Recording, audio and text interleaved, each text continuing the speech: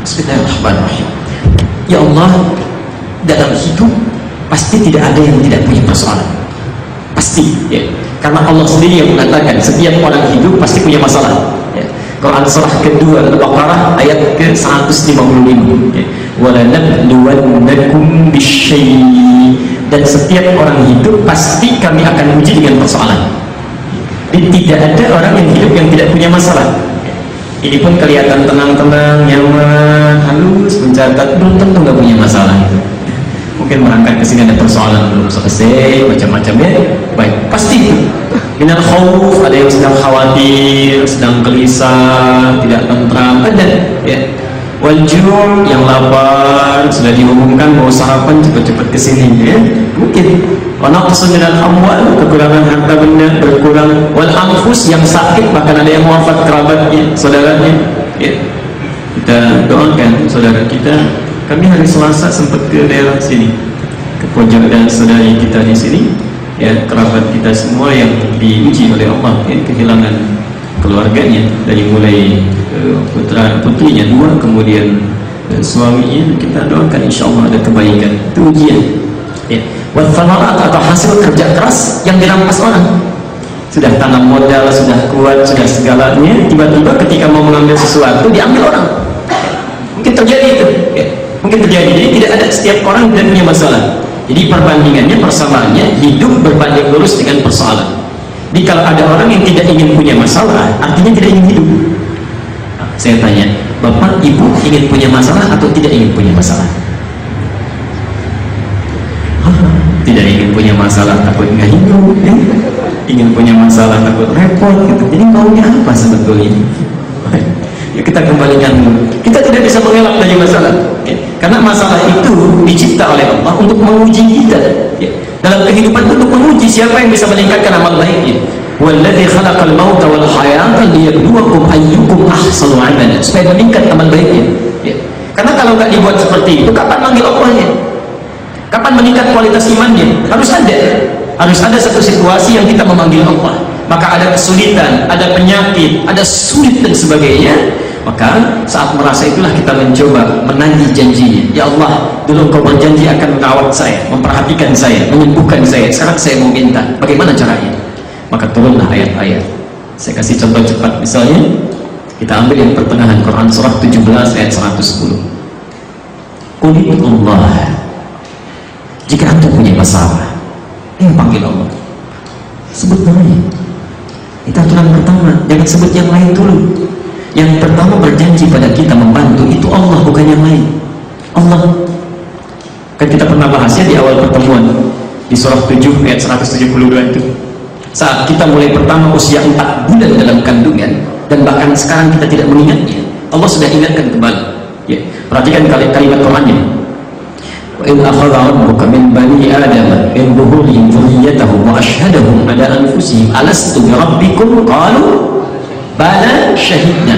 Kalimat Allahnya ketika mengambil perjanjian dengan kita usia 4 bulan dalam kandungan, kata Allah, siap tidak menjadikan saya sebagai Rabbu? Saya pernah terangkan ini ya, Rabb itu seakar dengan rububiyah, perawatan, perhatian, pemenuhan kebutuhan. Rabb namanya ya, Rabb. Makanya orang Arab kalau ingin memanggil sesuatu dengan cepat, ya Rabb, ya Rabb, ya Rabb, karena Allah dulu janji. Kalau bahasa bebasnya, siap tidak menjadikan saya sebagai Tuhan? Nanti kalau kamu punya masalah, saya mudahkan. Kalau sakit, saya sembuhkan. Kalau butuh, saya berikan. Kalau engkau merasa sesuatu, saya sayang. Semua diberikan ya. Oh tidak, tapi tidak ada yang nolak. Karena itu jawabannya bala. Bala itu setuju dengan syarat. Yuk ikut saya, nanti kalau sulit dimudahkan, sakit disembuhkan, salah dimaafkan, dosa diampuni, segala diberikan. Tidak akan ada yang nolak. Makanya jawabannya bala ya, bukan na'am. Kalau na'am itu masih umum ya. Na'am itu setuju, tapi boleh jadi di satu kejadian, satu keadaan yang lain, persetujuan ini tidak didasari dengan ketentraman hati ya. Karyawan diminta oleh atasannya, tolong kerjakan ini, lisannya mengatakan siap, na'am ya, tapi barangkali hatinya berkata, baru tadi dikasih tahu begini, sekarang diminta lagi, mungkin begitu ya. Tapi kalau bala itu tidak ada alasan apapun, siap, setuju ya, tuntas. Karena Allah sudah meminta kita, ayo sudah berjanji pada kita ingin memberikan apapun, ya, maka adab yang pertama, kalau kita butuh sesuatu, sebut dulu Allah, minta, ya. Kata Allah, qulillah, sebelum manggil siapapun sebut Allah. Saat sakit, sebelum ke dokter, ya, sebelum minta, sebelum dipanggil si fulan Allah dulu. Alhamdulillah ya Allah, terima kasih Kau uji hamba dengan penyakit, mudah-mudahan dengan kesabaran ini menggugurkan dosa-dosa. Duhai Allah, Masya Allah. Perhatikan Nabi Ayub itu. Nabi Ayub, Quran surah ke-21 ayat 83 sampai dengan 84. Wa ayyuba, bukan wa ayyubu, ya, wa ayyuba. Padahal dalam bahasa Arab satu kalimat kalau dibuka pertama kali itu harakatnya harusnya dhammah, ya. Al masjidu kabirun, ya, bisa asy-syari'u wasi'un, masjid luas, masjid besar, jalan luas, biasanya. Tapi ini pakai fathah, a, wa ayyuba, ya. A itu apa? Fathah atau dhammah? Fathah itu terbuka artinya, masuk terbuka. Nanti satu kali kalau belajar fikih bahasa, ya, dalam bahasa Arab itu kita akan pelajari di tingkat ilmu yang agak dalam, bahwa bukan setiap kalimatnya saja, hurufnya bahkan harokat dalam bahasa Arab itu ada maknanya, ada artinya. Fathah itu artinya terbuka. Fathah dari kata fathah, iftahil bab, buka, meluas, ya. Kalau ada kalimat dibuka dengan fathah, harakatnya itu tandanya kisah yang disampaikan itu dibuka oleh Allah untuk kita pelajari. Jadi inspirasi, ya. Seakan-akan dikatakan ini saya buka nih kisah Ayub, silakan Anda pelajari. Wa ayyuba idnala rabbahu rabbi anni massani yadhurru wa anta arhamar rahimin. Perhatikan, Nabi Ayub alaihissalam diuji oleh Allah, tidak mudah ujiannya, ya. Beliau orang kaya, Masya Allah, kemudian juga sejahtera keluarganya, anaknya 12, sehat seluruhnya, tapi rajin ibadah, rajin, luar biasa, rajin, tidak mudah melakukannya, ya. Maka diuji oleh Allah, kamu ini rajin, kita uji. Bagaimana kalau kekayaannya dihilangkan? Satu hari habis semua. Satu hari. Ada yang dalam satu hari bangkrut semuanya, habis, ya. Maaf, ternaknya mati semua, kebunnya terbakar, habis seluruhnya. Tapi Masya Allah, Nabi Ayub alaihissalam bukan menurun, naik 2 kali lipat, ya. Biasa baca Quran misal 1 halaman, sekarang 1 lembar. Biasa 1 juz, 10 juz, naik lagi, naik bertambah, ya. Coba lihat tahapannya, ya. Nanti itu yang bisa kita lakukan kalau ingin dipercepat. Naik, bukan turun, ya. Umumnya kan, mohon maaf Pak, ya, kalau rajin tahajud itu umumnya sedang apa? Baik, ya. Kalau sudah diberikan kan jarang, ya, jarang lagi. Tapi ada yang terbalik kadang-kadang, ya, ada yang terbalik. Biasa rajin sholat, rajin puasa, begitu diuji oleh Allah, ada persoalan misalnya di pekerjaannya, jadi turun. Untuk apa sholat pun kemarin masih diuji juga. Ada yang begitu, ya. Itu kembali ke rumusnya. Ayub naik, oleh Allah diganti, tambah. Barangkali karena kamu dalam keadaan masih ada di sekitar 12 anak, masih ada yang motivasi menguatkan, jadi kamu tabah, diwafatkan dalam 1 hari 12 meninggal dalam 1 hari. Tidak mudah kehilangan satu saja, barangkali sudah difikirkan luar biasa. 12 anaknya wafat dalam 1 hari, dalam 1 hari. Ayub bertambah lagi ibadahnya, malah tidak kurang, ya. Ya sudah, semua milik Allah, mau diapain lagi, ya. Inna lillahi wa inna, semua yang kita rasakan, bahkan diri kita sendiri itu punya Allah. Punya Allah, cuma dititipkan saja supaya kita rawat, ya. Di kapan saja Allah mau ambil terserah Allah. Saya titipkan handphone pada bapak, pada ibu, ya kan terserah saya mau ambil kapan saja. Ini mata punya Allah, mau diambil kapan saja terserah Allah. Tangan punya Allah, bukan punya saya kok, mau diambil kapan saja terserah.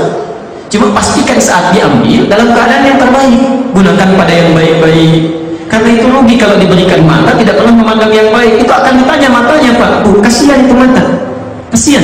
Quran surah 17 ayat 36 itu, wala taqfu ma laysa laka bihi ilmun innas sam'a wal basar, akan ditanya. Wal fu'ada kullu ulaika kana 'anhu mas'ula. Jika ada orang berbuat keburukan tanpa ilmu, kemudian dia kerjakan keburukan, itu telinga, pendengaran, penglihatan, suara hati akan ditanya, di matanya akan ditanya, kamu kerjanya apa? Apa nggak lihat dalam kebaikan itu? Kenapa tidak diingatkan? Maka akan berkata, ya Allah, saya sudah lihat, cuma yang punyanya nggak mau menggerakkan, ya. Pendengaran, apa kamu nggak dengar saat dipanggil lewat azan itu? Kemana kamu? Telinga akan bicara, ya Allah, saya sudah dengar, tapi yang punyanya tidak mau mengikuti. Mau jawab apa itu? Karena itu ketika dititipkan mata, kata Quran surah ke-24, namanya masjid ini An-Nur, ayat 30 itu. Wa qul lil mu'minina yaghuddu min absarihim. Katakan pada para pria yang beriman, ya, jaga pandangannya, yang baik-baik. Itu cara merawatnya. Sama persis, itu baru diri kita itu, ya, baru diri kita. Lihat yang baik-baik. Ibu juga ayat 31 kan untuk perempuan tuh. Wa qul lil mu'minati yaghuddu min absarihim. Saya seringkali bergurau mengatakan dalam tanda petik, kemarin di Istiqlal saya sampaikan, Bapak kalau lihat iklan shampoo, yang dilihat shampoo-nya apa orangnya? Nggak lain kan? Jadi dari mulai ujung kepala sampai ujung kaki, seharusnya satu saat kapan saja akan diambil, kapan saja. Ya. Jadi kalau kita hidupnya mau tenang, mau nyaman gitu, sudah serahkan sama Allah. Kita nggak punya, cuma dititipi. Ya. Ada yang dititipi pengetahuan, punya Allah, kapan saja mau dicabut selesai. Ada yang dititipi harta benda, punya Allah, ya kapan saja mau diambil selesai. Jadi kadang-kadang ada orang dititipkan oleh Allah, kamu tugasnya ibadah, ini saja amalan kamu, tahajud, baca Quran, sholat, macam-macam. Kamu diberikan harta benda karena di sini amalan kamu, tahajudnya kurang, puasanya kurang, ini ambil. Rumusnya Quran surah 28 ayat 77 itu, gunakan pada kebaikan, terus lakukan. Insya Allah itu yang dilakukan oleh Ayub. Jadi tak pusing hidupnya Pak Bu. Demi Allah saya katakan, yang bikin pusing itu dunia, kalau ibadah tidak. Yang bikin pusing dunia. Saya belum pernah dengar sampai dengan hari ini ada orang pusing mikirin ibadah. Ustaz, ya Allah, pusing saya. Kenapa? Itu kenapa sih salat subuh itu dari dulu sampai sekarang 2 rakaat saja pusing saya. Belum pernah dengar. Orang mikirkan ibadah gak ada yang pusing. Salat, puasa, gak ada yang bilang pusing. Tapi dunia ini yang selalu membawa ketidaktentraman, gak enak rasanya. Ya. Saldo hari ini kurang, pusing, ya. Mobil belum datang, pusing, ya. Snacknya belum datang, pusing, macam-macam itu, ya. Jadi itu yang membuat kita kesulit. Nah caranya, lekatkan itu milik Allah, bukan punya kita. Sederhana, cuma dirawat. Itulah yang dilakukan oleh Ayub. Ketika diwafatkan 12 anaknya, punya Allah. Mau dipanggil kapan saja selesai. Kamu sehat, kasih sakit oleh Allah. Begitu diberikan sakit, bertambah lagi, tambah lagi ibadah. Insya Allah. Sampai satu ketika istrinya mengatakan, Pak, kalau dalam bahasa kita, Papa kan Nabi, Rasul, pasti kalau meminta akan dijawab. Kenapa tidak berdoa saja disembuhkan? Gak minta kaya, gak minta dikembalikan, cukup minta saja sembuh supaya nyaman aktivitasnya. Apa kata Ayub? Perhatikan jawaban dari Ayub. Ya, sederhana saja dalam bahasa bebas di bahasa kita. Berapa lama kita bahagia? Kita 20 tahun. Lalu berapa lama kita diuji seperti ini? Baru beberapa tahun. Ya. Dalam riwayat disebutkan 8 tahun. Sebagian menyebutkan. Kata Ayub, nanti saja kalau keadaan ini sama dengan bahagia kita, sama-sama 20 tahun, baru saya minta. Ya. Malu rasanya dikasih bahagia 20 tahun, dikasih ujian baru beberapa tahun sudah minta. Malu sama Allah. Malu. Ayub, Nabi, Rasul, dijamin masuk surga, disebut penyabar, bebas dari kesalahan, diuji, masih sabar 20 tahun menanti. Ini ada orang, bukan di sini ya, bukan Nabi, bukan Rasul, surganya belum jelas, amalan berantakan, hisabnya menegangkan, baru dikasih beberapa menit saja sudah mengeluh, ya Allah, kenapa saya? Wah, kata Allah, why not? Kenapa tidak? Karena kamu yang bisa, yang lain belum tentu. Ya. Tapi yang menarik nih, yang menarik, ketika Ayub sudah merasakan penyakitnya mengganggu ibadah beliau. Jadi bukan mengganggu fisiknya, tapi mengganggu ibadahnya.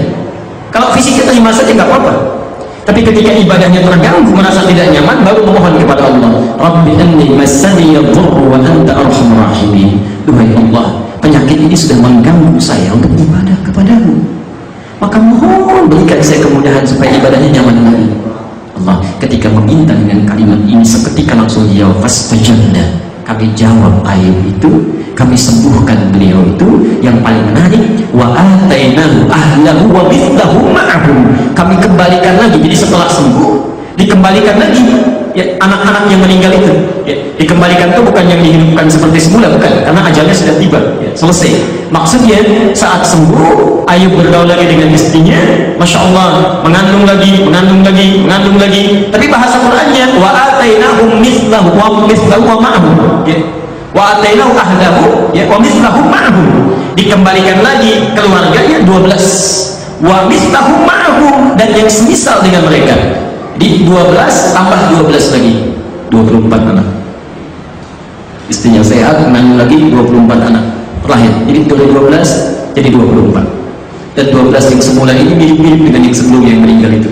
Solehnya, baiknya, takwanya, dikembalikan 24 anak. Masya Allah. Yang paling luar biasa di kampung itu, ketika mendengar Ayub yang baik, yang soleh, yang taat sembuh, mereka datang menjenguk. Biasa mereka ketika datang membawa makanan, membawa harta, membawa macam-macam, menjenguk itu sampaikan. Masya Allah, Ayub ketika dikunjungi itu, selesai kunjungan hartanya bertambah 2 kali lipat dari sebelumnya. Tapi yang menarik ujung ayatnya di ayat 84 itu Quran surah 21, wa dzikra lil abidin. Ini fathahnya. Wa dzikra, kisah ini harus menjadi pengingat, inspirasi bagi hamba-hamba Allah yang mengalami peristiwa serupa atau bahkan jauh di bawah itu, lakukan seperti Ayub minta. Seperti Ayub minta. Nah, Ayub minta seperti apa? Rabbi, menyebut nama Allah. Nama Allah. Maka Allah tawarkan nama-namanya di tauhid asma wa sifat dia. Qulillah, sebutlah Allah saat Anda punya persoalan. Jangan dulu mengeluh, terima dengan sabar. Awil Rahman, atau sebut namanya Ar-Rahman. Atau yang paling menarik kalau kita tahu, ini kita pelajari. Ayyamma tad'u falahul asmaul husna. Setiap Anda ingin menyeru kepada Allah, kata Allah, silahkan pilih. Allah punya nama-nama terbaik sesuai dengan keperluan kita. Jadi saking sayangnya Allah, semua masalah kita itu sudah disandingkan dengan nama yang khusus. Tinggal sebut aja. Misal sulit, sebutnya Al-Fattah. Nama Allah yang dikhususkan saat orang merasa sulit meminta untuk dibukakan kesulitannya. Butuh rezeki, sebut namanya Ya Razzaq. Nama yang dikhususkan bagi orang yang membutuhkan rezeki. Butuh apapun, butuh apapun. Ya. Ada masalah supaya dikuatkan kesabaran, Allah punya nama lagi As-Sabr. As-Sabr yang mengiringi dan memberikan keteguhan pada orang-orang yang sedang diuji dengan musibah supaya sabar. Ada semuanya itu. Ya. Dan hebatnya, ujian manusia tidak akan keluar dari nama-nama ini. Semuanya dari situ. Jadi kalau orang cerdas yang pintar itu sebelum diuji, dia sudah belajar ujian apa yang dialami. Seperti orang ujian di sekolah, universitas, kan sebelum ujian belajar dulu. Mungkin ini soal yang keluar, ya, ini bahan-bahannya. Nah sama saja ujian hidup juga begitu. Semua masalah itu ada di Quran. Dari mulai yang di dalam rumah tangga, dari kita sendiri, yang di rumah, ke lingkungan, sampai yang paling luas, ada semuanya. Gak ada yang tidak ada. Ya. Makanya rumus menghadapi ujian itu, sebelum diuji, keluarkan dulu. Ya. Sehingga ketika kita diuji sudah siap, tahu cara menyelesaikannya, tidak akan mengeluh. Makanya ada orang yang saat diuji dia malah gembira. Wa basyiris sabirin, berikan kabar gembira pada orang sabar. Sudah. Nah, karena paham ini. Ya.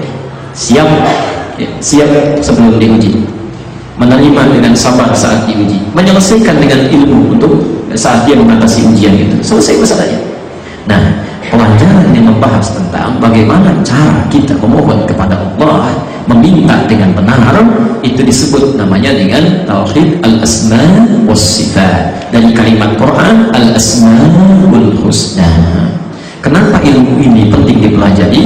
Karena tidak sedikit orang minta nyebut Al-Fattah tapi masalah nggak selesai-selesai, nyebut Ar-Razzaq tapi mohon maaf rezeki nggak turun-turun, ya, apa masalahnya? Nah, ilmu inilah yang mengajarkan kepada kita bagaimana cara memintanya, seperti apa menyikapinya. Jelas sih?